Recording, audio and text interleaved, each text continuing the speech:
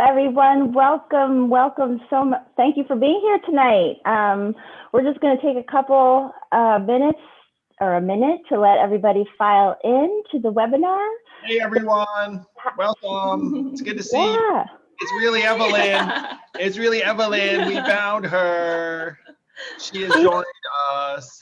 Yay, so thankful to have you both here with us tonight. So yeah, we're just going to let everyone file in. Andrew, Evelyn, you look great. Glad to have you. Oh, did you just, oh. So something happened to Erica. So I guess Evelyn and I will pick up. Oh, I was muted. Oops. All right, everyone, thank you so much for being here. We're just going to let everyone file in. We've got a lot of people coming to this event tonight. It's our grassroots event this evening with Evelyn and Andrew. We're going to ask them anything. So yeah, thanks for being here. Just shout out to Twitter and Twitch and Facebook and wherever it is that you're tuning in. So excited to be here tonight in this grassroots event. I think we've got maximum capacity right now. Would you like to get started, Andrew? Of course. Hey, Erica. Hello, everyone. Thank you for being here. So pumped. Thank you to my incredible wife, Evelyn. Let's give her a round of applause. Yay. Can we hear it? I don't know. Because I guess there's like, we can sense the enthusiasm through the chat, among other means. So happy to have you all here today. It's been a big day for the campaign. We qualified officially for city matching funds. Yay. Now, nothing's a sure thing. And, you know, when you have something at like city matching program, we were very, very confident.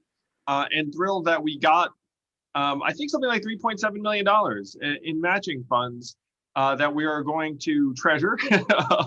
And thanks to you guys. Yeah, thanks to you guys. So thank you so much. We also found out where I'm listed on the mayoral ballot, and I am last in terms of like it's like if it were alphabetical. You know how Yang ends up at the bottom. But it's not alphabetical. It was random. Yes, but it's not alphabetical. It was random. I think that's a good position to be. I agree. Either at the very top or at the very bottom, and not sandwiched somewhere in between. And the science bears that out because everyone is very, very, very wise. So it turns out, not shockingly, the best place to be is in first position. But then last actually is perfectly normal. It's acceptable. The place you don't want to be is right in the middle because people have a harder time picking out your name. So we'll take last in this case. Yay, last! Yay. So those were positive developments for today. Some other good stuff happened today. Good stuff happens every day here on the mayoral campaign. And I have to say, this race is now in the third quarter. What I mean by that is June 22nd is the primary, but early voting starts 10 days earlier on June 12th. So how many days is that from now? Something like 58? 58 until early voting starts? I think that's right. Yeah, that's right. 50 days until early voting starts. That's like this, am I right? It's like 8 weeks from now, and then people can actually vote in this election. And you know we're going to go bananas in that 10 days where it'll be like, hey, have you voted? Have you voted? And I think this should play to our strengths as a campaign. But it's right now. I mean, this is not quite the home stretch, but it's right ahead of the home stretch. Absolutely. Hey, I just want to do a quick shout out. We have a couple shout outs for people. Lynn from New York for donating. Thank you. Yay. Thank you. I just wanted to remind everyone that this is a fundraiser, and when you are ready to donate, you can go to yforny.com/donate and send in some money. I think on our live stream, you can see a progress bar. We have a goal to meet. So send in, click. Emoji running? Is it one of those? I don't think we have the emoji this time. Oh, I love Andrew. So Erica, fire away with a question. Let's get some questions in. All right, let's get some questions here. So thanks for having me back. I'm so glad you're back, and I am going to get you some questions. Yay! Okay, so make sure, people, that you put your questions in the chat so that we can get these asked. Okay, so Yael asks, do you feel that the lack of in-person schooling this year has caused harm to the city's children? As mayor, what would your plan be to ensure that our children are back in school this fall in person 5 days a week? Oh, I really like where Yael's coming from. I do think that our kids have suffered by not being in in-person school this year. Here are a couple of facts. Studies have shown that remote schooling is 30 to 70% less effective than in-person schooling. So if you think remote school sucks, you are generally correct. Number two, the majority of New York City school children are not back in school now. I talked to a high school teacher whose school is theoretically open, but he said that he has about 5 kids in his classroom and then he's teaching something like 30 remotely from inside the school. Like he's literally, imagine being in a classroom, like, you know, like teaching people remotely. So we have to change this, and I'm committed to get kids back in the classroom as quickly as possible. I certainly hope that this is happening before January when I take office, but it might not be. And I do also want to comment very quickly that the opt-in rate among families has been different among different groups. White and Latino families have been more likely to bring their kids back to school than Black and Asian parents. So what that says to me is that we have a lot of work to do with certain communities that are either doubtful or stressed or mistrustful. Like we have to do a better job. But I think that kids should be in classrooms 5 days a week. Yeah, just to comment on our personal experience, our kids recently went back to school full time. And, you know, last year when they went fully remote, it was awful. Like, I think for most people, it was just awful because it was brand new. It was all of a sudden. And, you know, the kids have a really hard time adapting from like in person to just purely screens. But over the course of the year, we, like, I think most other families, you know, did our best to adapt. And we settled into a certain routine. And we actually were like, oh, we're getting the hang of this, you know? And the kids were kind of like, this is great. We can just be on our laptops and screens like all day. And we were kind of like, oh, maybe this isn't so bad. But it was such a, you know, when they actually went back in physically, it was just so refreshing to see the change and realize, okay, that was really not the ideal situation. I mean, of course, we all understand it needed to be what it was. And we were all trying our best. But it's just having them back there and seeing the difference in their, even this very short period, their social emotional growth and all of that made me realize, like, wow, this is, this should be the goal here, to get everyone back in school. Yes, I think we have some shout outs. Don, Kel, Marshall, Helen, and Matthew, thank you so much for donating. Thank you. I'm going to ask Evelyn a question that maybe some of you, might have noticed. So Evelyn got the vaccine recently. Yay, the vaccine. So our vaccination profiles, I got the limited edition Johnson & Johnson one that has since been paused. And Evelyn got the Moderna. And so how have you been doing, baby? You know, I have the typical side effects. I heard the side effects are actually worse for women than for men. So another great reason to be a woman. No. I was also signed up for the Johnson & Johnson vaccine that same morning, and I was lucky to be able to like reschedule for a different vaccine. And I'm hoping that everyone that got the Johnson & Johnson vaccine are doing great, and that they're not having any issues, because, you know, with Andrew getting it, obviously we were just a little bit like, oh, wow. Oh yeah, you got the one that was recalled. Also, check it out. I'm drinking water from a Yank for NY water bottle. You can it's available. It's available. And some of you know I had kidney stones recently, so I've been drinking a lot of water. and the people around me too are like, water? And I'm just like, don't mind if I do. And then that's why I'm like, I must swill one of these like every hour or two.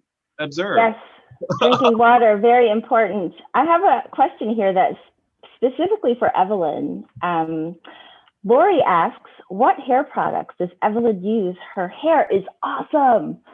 And I would agree. Very shiny. Oh, thank you. Thank you. You know, I use all kinds of products. But I think what I can't live without is dry shampoo. So I've used maybe like a dozen brands of dry shampoo, but I can't live without it. So cleans your hair and gives you volume at the same time. Definitely have volume. Andrew, what hair products do you use? Sorry, I'm just finishing a question to Linus. Oh, okay.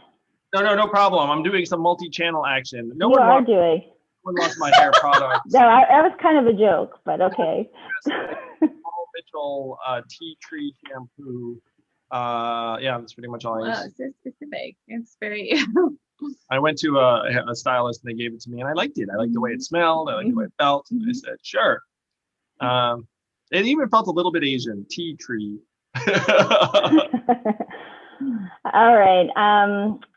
Claudia asks, what is your faith tradition, if any, and how do you think about spirituality? Ellen, would you like to kick off? Sorry, what was that? Your faith tradition.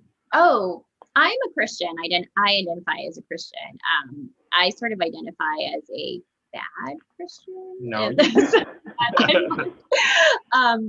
You know, I'm not very good about going to church regularly or, maybe most of the things I'm supposed to be doing. But yeah, I think that faith is really important, and I try to instill it in our kids.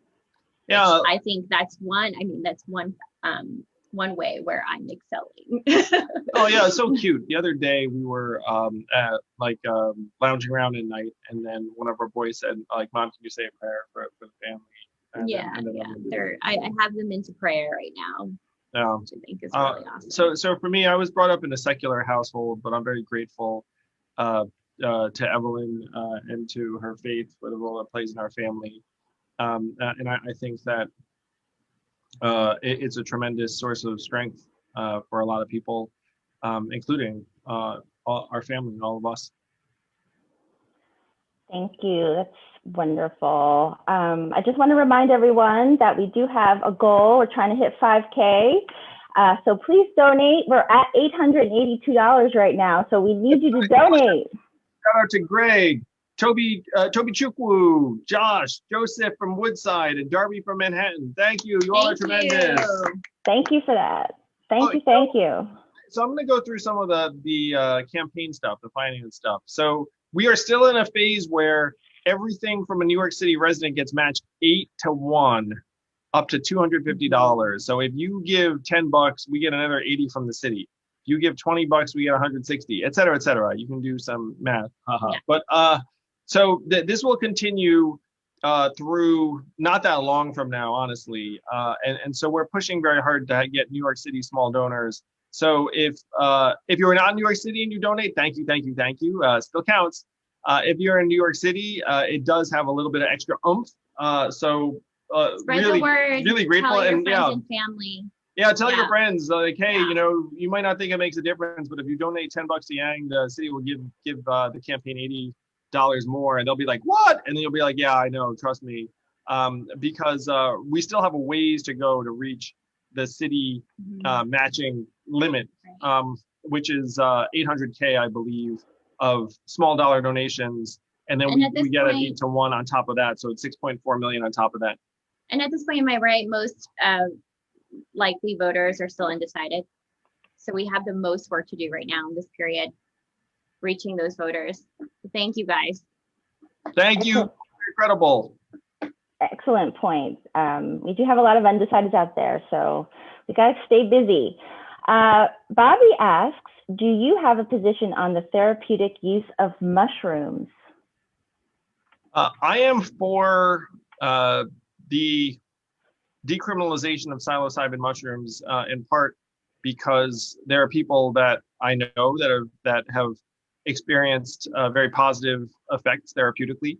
When I was running for president, there was a military veteran who swore that it was the only thing that saved his life. He said that he was suffering from trauma and tried everything under the sun, and then it was psilocybin mushrooms that stabilized him. And if you hear that story, you think to yourself, wow, we really should make this available to certain populations at a minimum, because there are people that it is really helped. And so I would explore that here in New York City, applying that. My administration would decriminalize psilocybin mushrooms. Thanks, Andrew. I have a question here. Hayden asks, Evelyn, what did Andrew first tell you about his plans for running for mayor? What were your first questions or thoughts for him? Well, it wasn't so much that he told me he was going to run for mayor. It was much more of a discussion. And, Andrew would not be running for mayor right now if it were not for this pandemic and all the suffering that we've seen throughout the city. I mean, months and months ago, before the pandemic hit even, people had raised the mayoral, the New York City mayoral race as sort of a possibility. And I think Andrew had always said, like, I'm not going to run just because I can win. It was always, for the both of us, of just making this decision was based on, just how much good we thought he could do. We have a guest. It's a Christopher sighting. Hi, Christopher. Hey, little guy. What's going on? Mommy and Daddy are talking to some very nice people who are helping Daddy's campaign a whole lot. Hi. I just wanted to do a shout out to Ching Jewel, who actually bought the bottle, Andrew. What's that? Ching Jewel bought a bottle. I just wanted to give that shout out. And Ching made an incredible documentary about the Yang Gang that has won awards. I think you might have put a message in the chat. So grateful to you, Ching. You've been incredible since the presidential, and I thank you for it. All right, I've got a couple more questions here. Sarah asks, what are your thoughts about the homeless who are more prevalent in the city than prior to the pandemic? I got distracted. What was that? Sorry, Erica. I can read it again, no problem. What are your thoughts about the homeless who are more prevalent in the city than prior to the pandemic? This is a major problem. And when I was in Jackson Heights the other day, there was a group of 4 homeless men who were not quite terrorizing the neighborhood, but not terrorizing the neighborhood. And they have called the authorities and not gotten the right level of response or help. I've committed to reducing the level of street homelessness by 50% or more in my first term. And I know it's doable because I've talked to the people and the workers and the organizations that are actually interfacing with the street homeless. And right now the standard just isn't right, where if someone does not say like, hey, take me to a shelter, then they stay on the street. But in the past, if someone was frankly in need of mental health resources or substance abuse resources or medical attention of some kind, or they're unresponsive, then we brought them to a hospital, stabilized them, in some cases gave them back whatever meds they might have been on, and then brought them to a better environment. And that's what we should be doing with the people that are homeless right now in New York City. That there's no need to accept it. It's just a policy and leadership failure, and a failure to invest in the right resources to help them. No one thinks they should be on the street, including them. You know what I mean? Like that. Like if they know there's like a better environment, like a safe haven bed or supportive housing, I believe we could help reduce this pretty quickly. I know we can reduce this pretty quickly because, again, I've talked to the organizations who are doing the work, and they say, look, if you do these things, we can reduce the number of street homeless pretty quickly. And I'm excited to do it because it's a human issue, it's an economic issue, and at the margins, it is a public safety issue. And the vast majority of homeless people are not, violent in the least or harmful, but like every once in a while, someone is mentally ill and does something really, really negative and harmful. So I'm just going to say, if you like what you hear Andrew talking about, we need you to donate so that he can become the next mayor of New York so that we can solve these problems. That's what we need. We're at 2,066 right now. We've got a ways to go. Keep donating, folks. Keep donating. I I got another question here. Paolo asks, what do you think can be done about the increased harassment and/or violence against people of Asian background? Obviously, this question is very personal to me and Evelyn. The elderly Asian woman who was beaten just 2 blocks from here, across the street from where our children play. And so I commented to people that could easily have been my mother or Evelyn's mother, because they also are elderly Asian women who walk that block and could have been attacked unprovoked. I'm going to share a story with you all that you know part of, but might not know the rest of. So a number of weeks ago when I was on the Staten Island ferry, a man with a stick attacked the photographer who was with us, and I intervened in that and de-escalated the situation quite quickly. The person was clearly mentally ill, but the police then talked to him, and he wasn't violent at that moment, and so then they let him go. And I'm not sure what the right move there was. Unfortunately, 3 weeks later, that man attacked an elderly Asian man on the subway, like the person who attacked the photographer.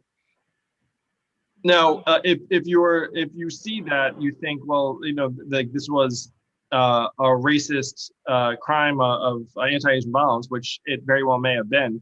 Though the photographer that this man attacked on the boat was white, and he was definitely mentally ill. And so a lot of the problems around anti-Asian violence, in my opinion, overlap with the mental health problems and the street homelessness problems. The number of psych beds in New York City has gone down by 14% over the last number of years, even as the needs have skyrocketed. Like if I tell you like the psych beds have gone down 14%, does anyone think that's because like people got healthier in New York City? Like, of course not. We just lost capacity.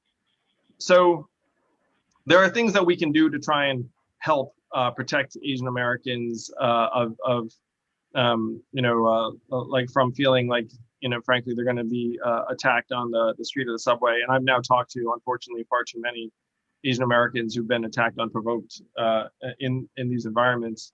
The single best thing we can do is get help to the New Yorkers who are on our streets and struggling, who are frankly more prone to outbursts of violence that I do think disproportionately impact Asian Americans for whatever number of reasons. I think that, you know, they may be set off by someone who's different from them, or buy into some really terrible ideas out there, or frankly think that we're more vulnerable. And so, like, to me, when that happens, and I said, oh, what, the guy just, where did he go? Where did he end up? And you said they just let him go. Do you remember? And I said, oh, he's going to do this to someone else. You know, and the problem is right now there's no like process or procedure. Yeah. When you encounter someone who's mentally ill. Yeah, like, do I think the police should have thrown him in? No. Probably, like, no. But like, do I think that they should have brought him to a mental health professional who would like be able to treat him? Yes. Like, would he have willingly done so? Probably not. And so that's where the situation becomes really difficult. But in that case, you know, we have to do more than frankly wait for something. Mental health treatment desirable in some way. Oh, or in that instance, you know, like we almost certainly should have tried harder to get that man help. Not even, you know, frankly, like discretionary help, but like, hey, like, we'll let you go, but you need to come with us and see this person. Right. You know? That's what I mean. But though there's no process or procedure for it right now. Yes. It's either I throw you in jail or I let you go back to the street. Yes. Magdalena, Megan, and Aaron, thank you so much for the donations. They mean so much to me and the campaign. So some more fun facts. We have more donors than any other candidate in this race. I think the last number I saw had us like around 19,000 or so, like approaching 20,000. And what is the all-time record in a New York City mayoral race, Erica? Do you know? I don't know what the number is for the top number of donations. Does anyone know that's on here? Let's find out. I think it's around 23,000, Erica. So I don't know about the rest, right. I sure would love to see us break that number. We're not that far from it. I mean, if we're at like 19,000, we're maybe 4,000 away. So let's get there. Wouldn't that be tremendous? I think we have how much time in this race? We have 8 weeks till voting starts or something like that. 8 weeks, 4,000. That's very doable. We could definitely do it. We could start tonight. Donate tonight. If you haven't donated yet, you definitely need to donate tonight. I do have a couple more questions if you're ready for them. Of course.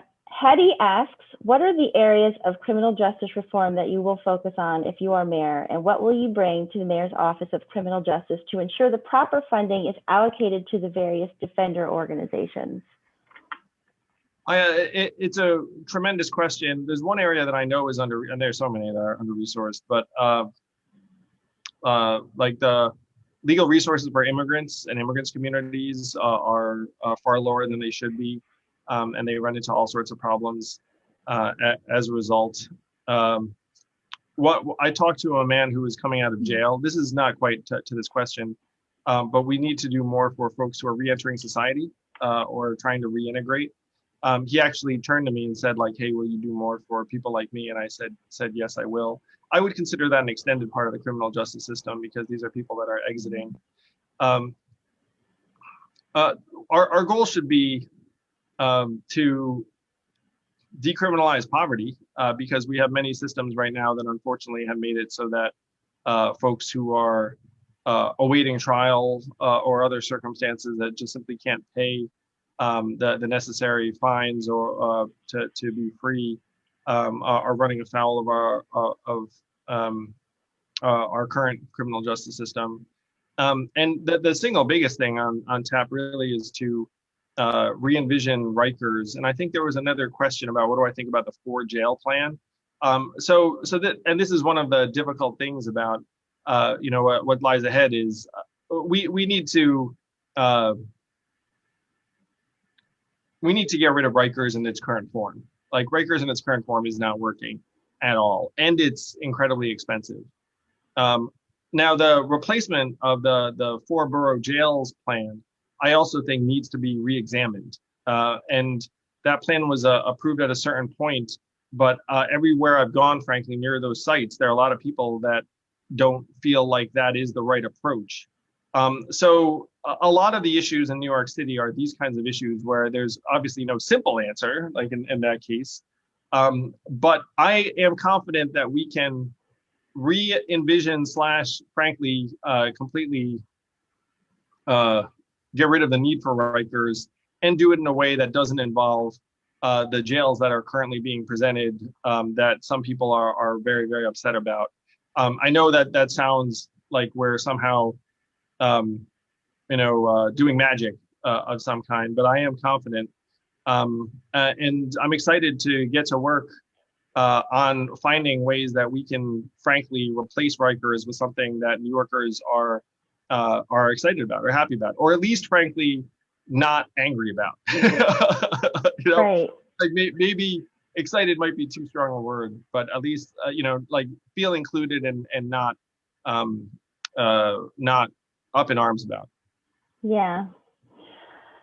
It's a tough topic. So I'm going to lighten up the room a little with an easy question.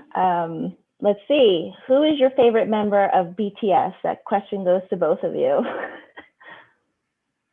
Wow. This is from Shataz.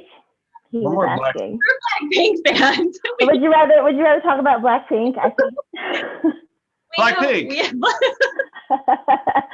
We send each other Blackpink like emojis and emojis throughout the day. So I'm going to reframe this question as who's your favorite member of Blackpink, and the answer Lisa. Yeah. She's the one that raps, isn't she? Yeah, she is. I think leads that group truly. When like if they didn't have Lisa, a great dancer. Yeah, if they didn't have Lisa, they would still be fine. But like Lisa really elevates the whole thing. If people are watching this thing, like we have no idea what they're talking about, there's a documentary on Netflix called Blackpink, and it's fascinating. Though I will say that I think that our dedication to streaming services is about to diminish somewhat because we can go outside, we can get together. Like I've seen it all recently. I've been out and about. People are out. Subways are filling up. I've been to ball games. We're going to theaters. You can really feel it. It's around the corner. I've been saying that I think this is going to be the summer of love in New York City because there's so much energy, that people like have been sort of channeling in certain ways, but now I think it's about to come out and get people together outdoors. Especially with everyone vaccinated, get vaccinated if you haven't already. Yeah, it's opened up now. A couple of friends of mine have gone on post-vaccine dates. They said like, I'm vaccinated, you're vaccinated, let's get together. I said, New York really is going to come back because if people are already doing the post-vaccine date stuff, then that's going to drive a lot of energy to New York City. So yeah, super pumped. Summer of love. That's my prediction. I love that. Absolutely love that. We need that so much.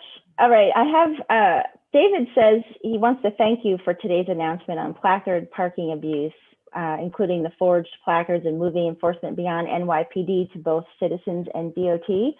Did you want to do you have any comments further about that? Yeah, I really enjoyed the parking placard issue. I was talking to Evelyn about it, and it's a kind of, frankly, like soft corruption that kind of can really mess with the culture over time. It opens the door to a lot of other things, and like there have been a lot of New Yorkers who are frustrated but had kind of given up. And to some would be like, well, there are bigger issues at stake than cars parked in the wrong places, which is accurate, which is true. But I think this is such a perfect emblem for my administration, because everyone else who's running has many debts to people who frankly been enjoying their parking placards for a long time, and will be like, well, I'm not going to mess with the parking placards because these are my people. Like I've been saying, like, here, de Blasio gave I think over 10,000 placards out to people. So it's like a kind of party favor for mayors and city officials to be like, here, don't worry about like parking tickets or whatever the heck, like here. It's been taken to such an extreme, and I'm just the kind of person who can come in and say, look, let's just adopt a more modern technology. They have laminated placards right now that you can actually counterfeit easily. We're just going to put a digital sticker on the vehicle, can't be transferred to another vehicle. The Department of Transportation, you can just scan it. They know who you are, why your car is parked there, and then like we all go on with our lives.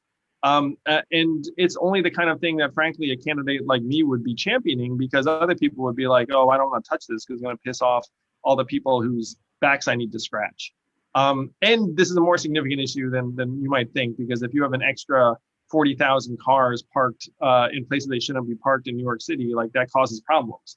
It could be the school zone, it could be blocking a bike lane, like there are a lot of issues. So I'm pumped about this policy because it's a very solvable problem, and it's right. Like it'll set a better tone too. Like city employees should be using public transportation if it's reasonable, and shouldn't just think like the city is their playground. More shout outs. Go ahead, baby. I can't see. Okay, I'll do it. Thank you, Luther, Schwang, Miel, Kay, Nicholas, Bonso, and Rolf. Thank you. Thank you. Thank you so much. Woo! Let's get some more donations in here. We're at 2,600 right now. We'd love to get some more. That's wow. Great. I know. We're moving along. I have a really... I'm very goal oriented. If I miss the goal, they won't have me back. Do it for Evelyn. Do it for Evelyn. You've been so much more with Evelyn than like Evelyn. She wasn't very No one, baby. Everyone else can get lost. I have a really fun question for you from Morgan. I'm curious of this one too.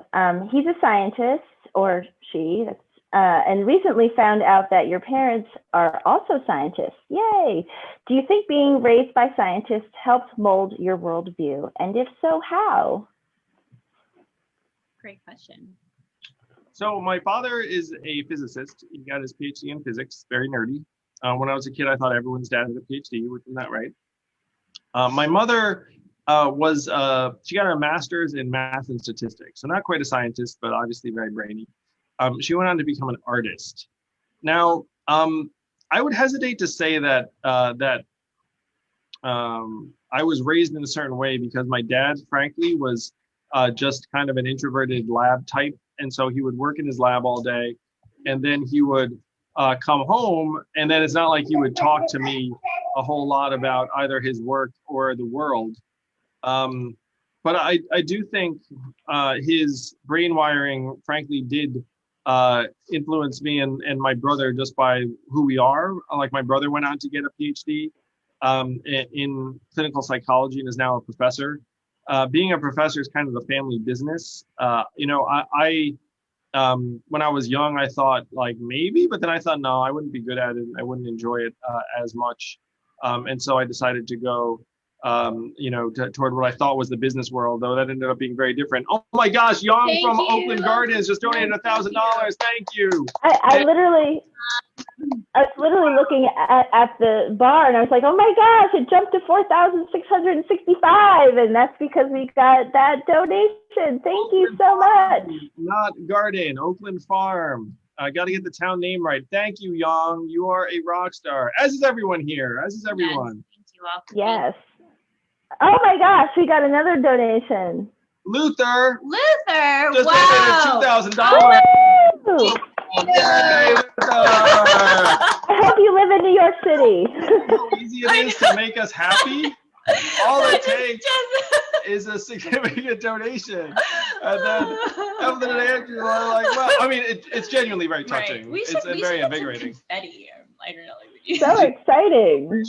What kind of behavior would you like from us when you donate? We could be like, hey, kiss cam. Yeah, like when people click on the glasses at a wedding. Yeah. I get you. Dong. I do have a question. Leslie asks, will you expand bike lanes throughout the city? Oh, heck yes. You know, I'm a cyclist myself, though not a cool one. I want to make very clear. I'm like a Your dad dad's commuter. cool. Yeah. I'm a dad He's commuter like one. With So the there's- kid seat in the back. So there's no shiny or like tight clothing involved. It's just like whatever. You know what I mean? Wait, I have to interrupt. We have to celebrate because we hit the goal. We're beyond the goal. We're at $5,675. Oh. You know what this means? Our goal was too low. No, I'm kidding. Our goal is better than anyone can imagine. You guys are the best. Yay! Yes. Thank you. Amazing. So exciting. I really do think, because I'm an operator, at least I try to be. The single biggest variable that I see in this race is going to be TV advertising down the stretch. And Scott and Eric each have, you know, $8 or $9 million total to spend, not all of it on TV, but a lot of it on TV. And so if we have a similar amount, I think we're going to win this race. That's the single biggest thing on my mind right now in terms of like what could move the needle. Because a new poll's out today, I think, that has me up by 13 points, which is quite significant. Thank you again, yay. But you know, being in the lead comes with it. Downsides, right. Well, plus and minuses. Sure, I mean, I'll take it. I'd rather be the front runner than not the front runner. But sure, but it means all the ads will be like. Oh, the ads will be trashing me. It'll be like Andrew Yang. Our kids aren't going to be watching any TV for the next 2 months. Andrew Yang gave his dog away. Not right for New York. And then I'll be followed by like, you know, this candidate, this candidate, leader, New Yorker. Anyway, sorry. I think I might need to interrupt your on the fly ads here. Zach is asking, I study wildlife biology and I feel NYC could benefit from an urban ecologist. I always feel like politicians don't actually follow what biologists believe about the environment. What will you do to help? I mean, I love the idea of an urban ecologist. I kind of think of New York City as an organism sometimes, you know what I mean? I sometimes think of the subways and bus lanes as like veins and like you're like a blood cell. Does anyone else think this stuff? That's a really cool analogy. I've not thought of it like that. You know what I mean? Like the subway's like a circulatory system. Yeah, and then it brings everyone like, and where all the I guess in that, then we're all the blood cells. Red blood cells carry oxygen. Right. Like that's what we're doing. We're like carrying life. It's like you get on the subway and you go to another place and then you carry life there. So I think of the city as an organism. It's also a system.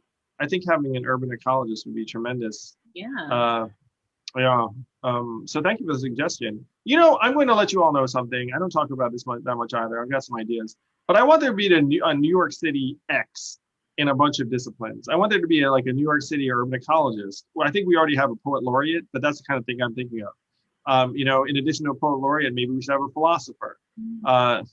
Because New York City has all these things, and so all we have to do is find someone, so much talent, so many interests, that we can identify someone and then have them do really positive things on behalf of the city. So I want there to be a whole bunch of things. I'll also say something. This is probably this is maybe newsworthy. I don't know. So the number of deputy mayors you have is somewhat flexible. Most deputy mayors run certain agencies, and that's relatively fixed.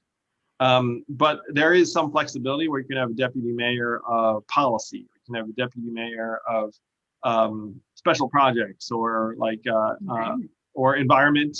And so I'd like to take advantage of that. I like the idea of having people with different domains of responsibility that are somewhat, so they're very, very different types of roles. Check it out.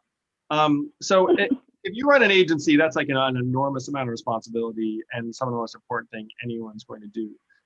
But I also think you need some folks that are outside of the agencies who can frankly interact with the agencies. Because if you're in charge of a large organization, your time is gone. If you're doing your job, then you are going to just be managing your organization and its activities. Whereas a lot of the things that we're going to need to do in New York are going to touch multiple agencies. And when I say multiple, I don't mean 2 or 3, it might be 5 or 6.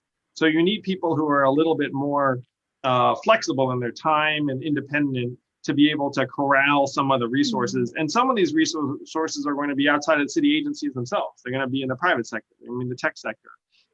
So I want to unite a number of people to be able to not have their hands full administering massive organizations. Does that make sense to people? I love that.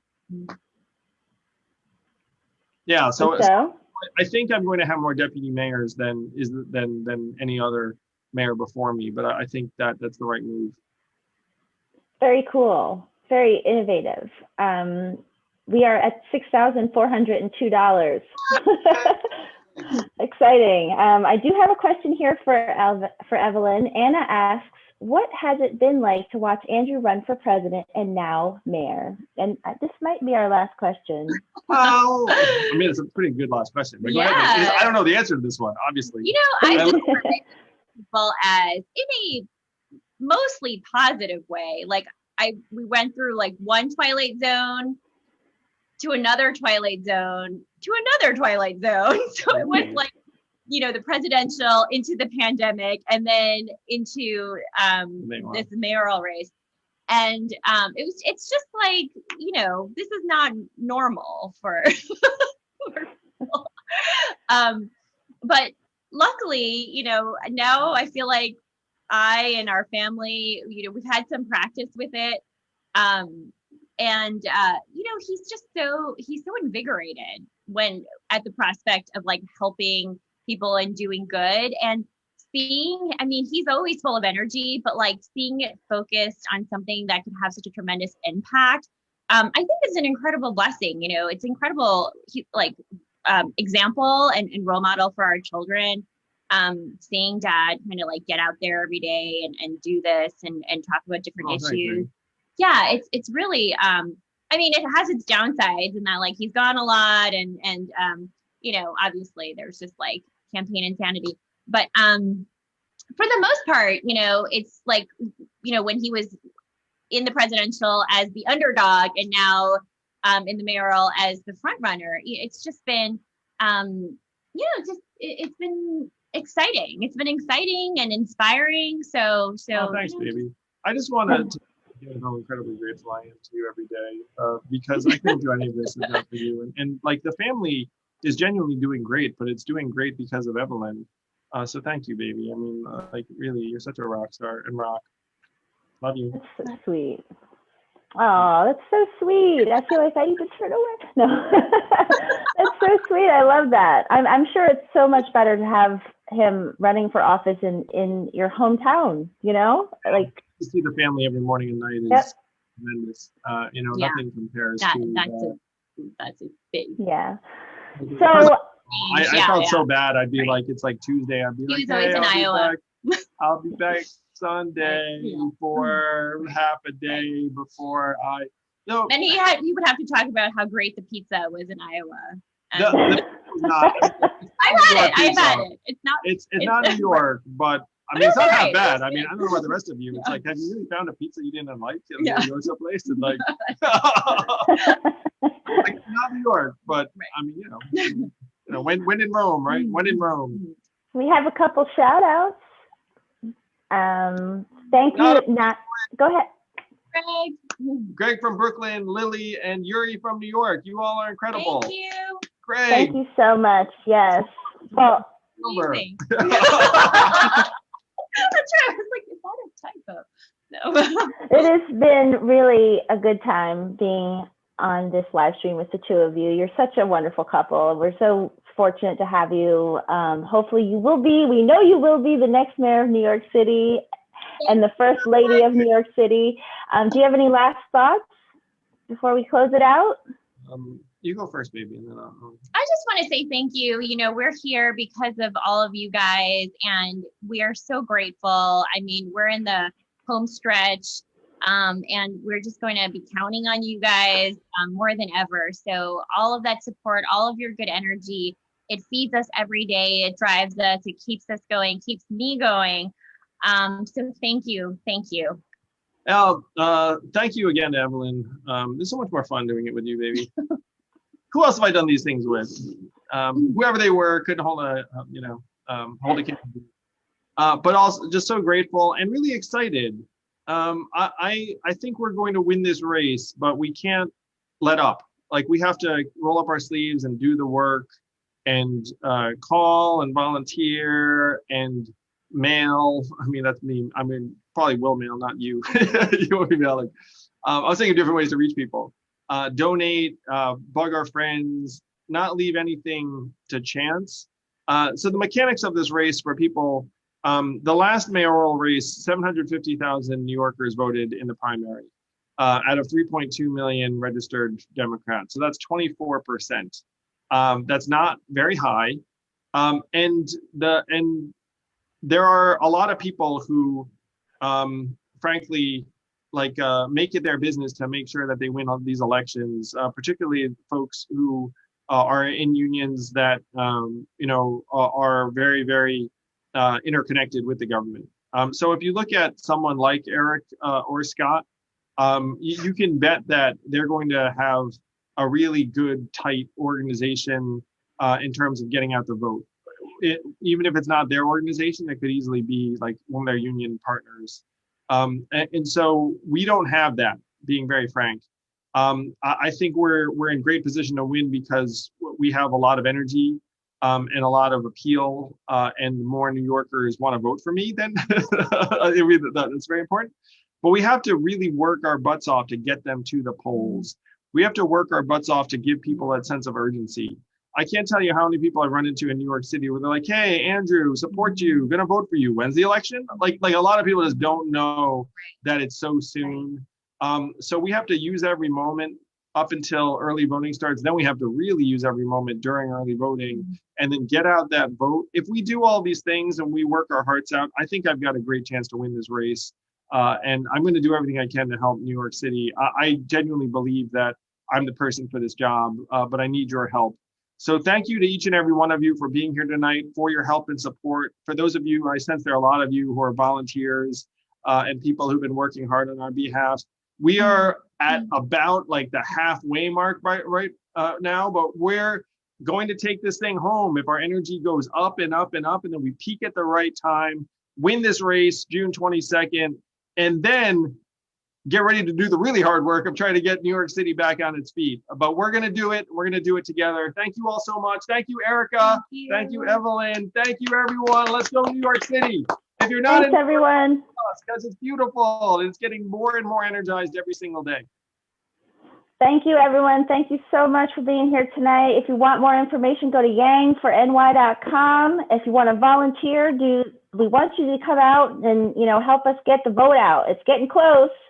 So yes, thank you so much for everyone for being here tonight. We'll see you next time. Bye, Evelyn. Bye, Andrew.